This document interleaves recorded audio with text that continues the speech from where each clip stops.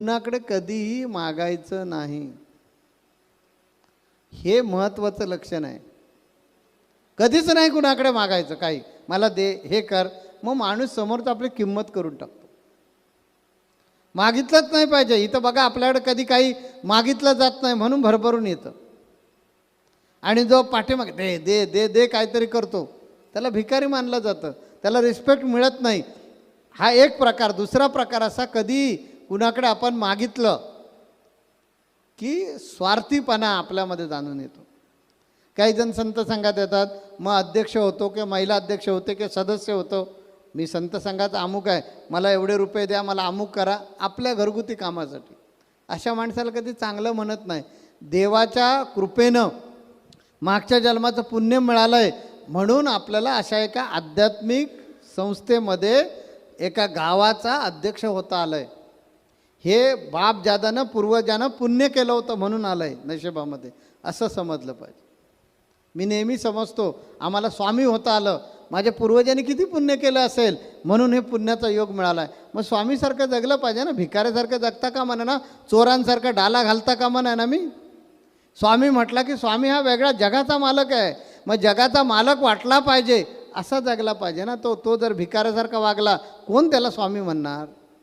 तसं आपण सेवा केंद्राचे अध्यक्ष असतो किंवा तालुक्याचे अध्यक्ष असतो किंवा जिल्ह्याचे अध्यक्ष, पूर्वी जन्मीचं आपल्या पूर्वजांनी काहीतरी पुण्य केलेलं आहे म्हणून ते मिळालं आहे. मग ते मिळालं, त्याला साजेसं, त्या पदाला साजेसं वागा ना अध्यक्षासारखे.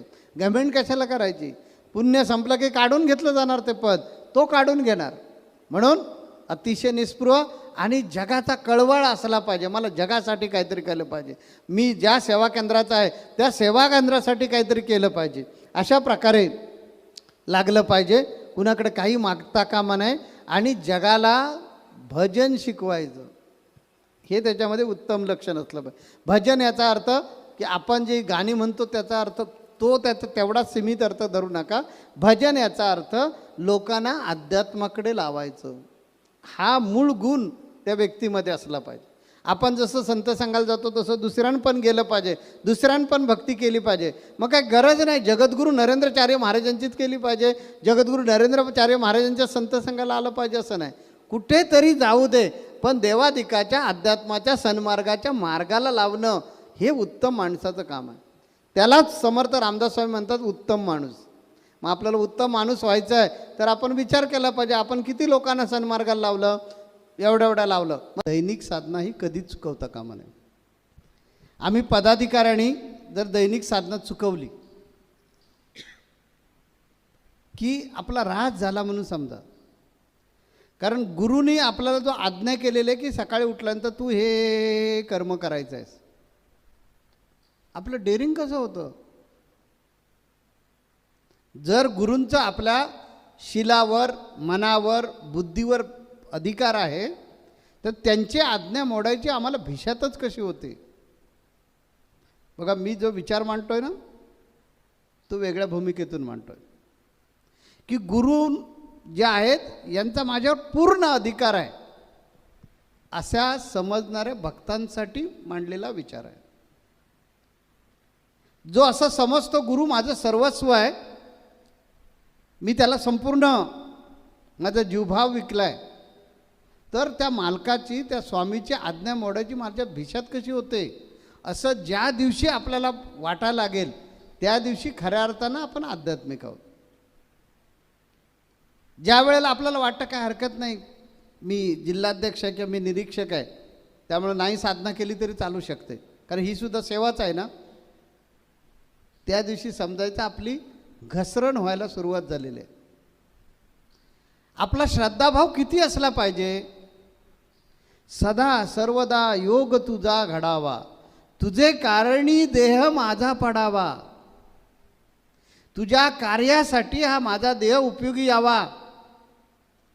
आणि देवा सद्गुरू राया, मला अशी कधीच बुद्धी देऊ नको, उपेक्षू नको, गुणवंता अनंता रघुनायका मागणे हेचे आता.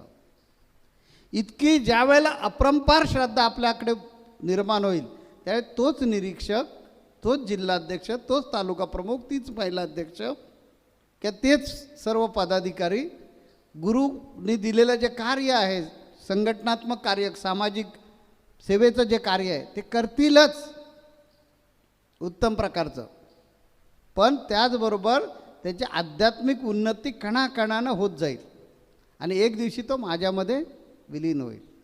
मी आणि तो शिल्लकच राहणार नाही. जसं आम्ही धाडस करतो, तुम्ही मग तुम्हाला वाटतं की मी धाडस करतो आणि एखादी गोष्ट करतो, नाही, कारण माझं अस्तित्वच संपलेलं आहे. नरेंद्र म्हणे तुझं विकला जीव भाव. त्यामुळे आता अपेक्षा एकच, घडवावी आता चरणसेवा, की जे भगवंत तुला अभिप्रेत आहे माझ्याकडून कार्य करून घ्यायचं. ज्ञानेश्वर माऊली पण तेच सांगतात निवृत्तीदादांना, की जे तुम्हाला अभिप्रेत आहे माझ्याकडून करून घ्यायचं, जे गीतेचं तत्त्वज्ञान मी सांगावं अशी तुमची जी अपेक्षा आहे, ती तुमचा कृपानुग्रह झाल्याशिवाय कसं शक्य आहे. मी पण नेहमी हेच म्हणत असतो की ज्या अर्थी माझ्या मनामध्ये संकल्प निर्माण झाला, माझ्या मनामध्ये विचारांचं काहूर निर्माण झालं, माझ्या मनामध्ये अशा प्रकारचे विचार निर्माण झाले, अमुक अमुक गोष्ट समाजासाठी करायची, ते माझे विचार नाही आहे, ती माझी प्रेरणा नाही आहे, ती बाप्पाने दिलेली प्रेरणा आहे. ती पूर्ण करणं हे आपलं काम आहे. जोपर्यंत हा देह जिवंत आहे, जोपर्यंत त्यांनी हा देह ठेवलेला आहे, तोपर्यंत या देहाचं कामच आहे, तो सेवक आहे. म्हणून मी सांगितलं, गजानना तुझ्या आम्ही पायातील वाहनं. वाहन नेहमी त्या मालकाची सेवा करते.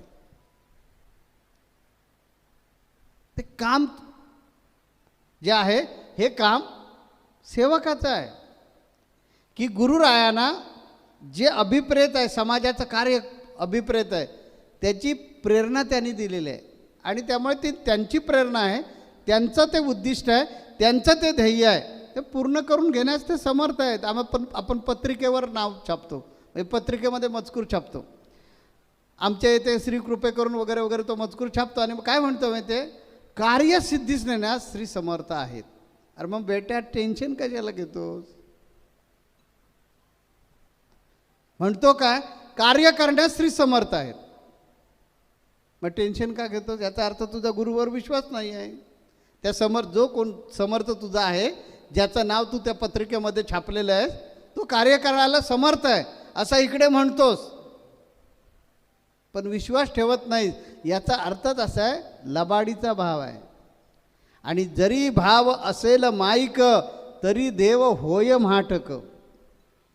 हे लक्षात घ्या, मग देव म्हाटक होतो. म्हणून अपरंपार भाव गुरूंवर ठेवा, त्याचं होऊन राहा. मग आपल्याला जिल्हाध्यक्षाचं काम देऊ दे, निरीक्षकाचं काम देऊ दे, नाहीतर कुठलंही काम देऊ दे, नाहीतर तुम्हाला ट्रस्टी बनवू दे. आपण सेवक आहोत, हे रामाचं राज्य आहे. आपण भरत म्हणून सेवा करत राहणे, अशा पद्धतीनं ज्यावेळी आपण भाव ठेवू, ते अहंकार येणार नाही. आपण हा विचार केला पाहिजे, ईश्वरी कार्य केलं खरं, पण मी माझ्यामध्ये बदल काय केला. उद्या मला स्वामींनी विचारलं, इतके दिवस तू संप्रदाय संघटनेचं काम करतोयस, म्हणजे एक अधिकारी माणूस म्हणून तू काम करतोयस सामाजिक, पण तुझ्यात काय बदल झाला, तुझ्यात किती लीनता आली, तुझ्यात विनम्रता किती आली, तुझ्यामध्ये शालीनता किती आली, तुझ्यामध्ये माणुसकी किती आली, तर मी काय हिशोब देऊ. असं ज्यावेळी आपल्या मनाला लागेल, मगाशीच मी सांगितलं की ज्याचा भाव असा आहे की मी जे कार्य करतोय ते मेहरबानी करत नाही, मी तुझा दास म्हणून कार्य करतोय, अशा साधकांसाठी, अशा भक्तांसाठी, अशा शिष्यांसाठी हा उपदेश आहे.